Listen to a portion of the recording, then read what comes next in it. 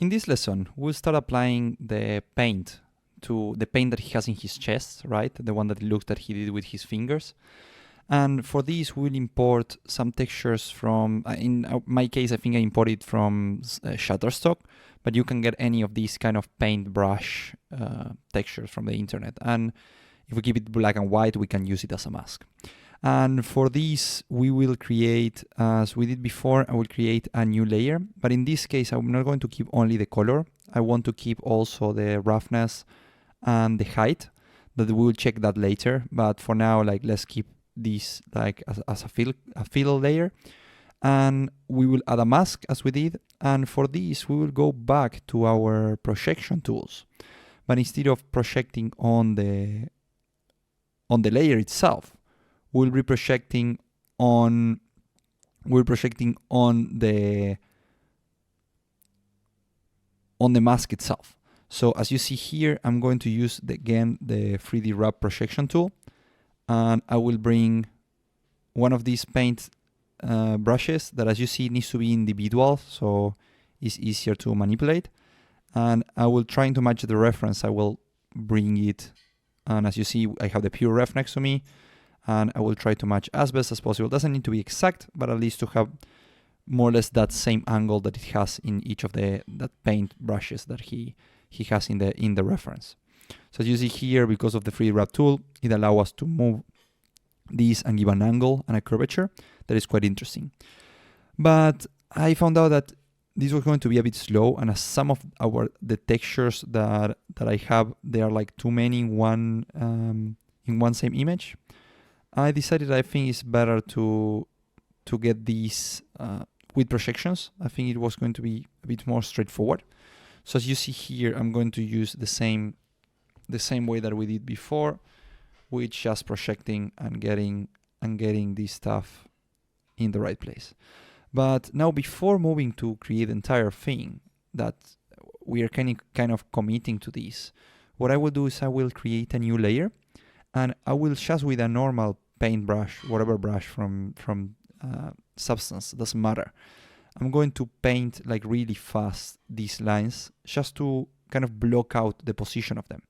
So for this, I'm not going to use this layer for anything else than to knowing where do I want to place these lines. So basically, I'm going to kind of design where these lines, like these brushes, will be painted, right? So as you see, I'm bringing our reference with the pure ref here. I'm reducing the opacity, and I will use these to guide me and get the paint position correctly. So as you see, I'm doing this, and I'm trying to match the position of our character in the reference. But as you see, for example, I was like a bit off with the position of the paint that we use, right? So I'm just painting really, really fast, just the main broad shapes of the paint. And with these will, as I mentioned before, I will use this as a reference for later applying and projecting, or in whatever way I will decide later to apply this paint, the final paint brushes. But at least now I have an idea of where this will be. More or less in the same way that we do sometimes in ZBrush, that we just do a quick block out with not so many details, just to have our shapes as a reference. In this case, we are doing now the same in Substance itself. So you see, I'm coming back to Substance, removing the pure ref, and here I'm realizing that all the textures that I did, they were like wrong. So I'm bringing, in our case, with the 3D Wrap tool, I can bring this here. And with the one that we did the projections, most probably I will just remove it and create a new one and project again. So as you see here, I will just project in the same way. And again, as I did in previous lessons, this will be a bit of a repetitive process, because you will see me only like projecting in this way. So there is not a lot to talk about this, apart from that, be careful to not be repetitive in the textures itself, and try to use different each of the lines needs to be completely different from the other one, right? Like, you don't want these to look like, the problem with CG in general is that we whenever something is repetitive, it tends to be like really similar one from each other. In our case, we want to do this the most organic way as possible.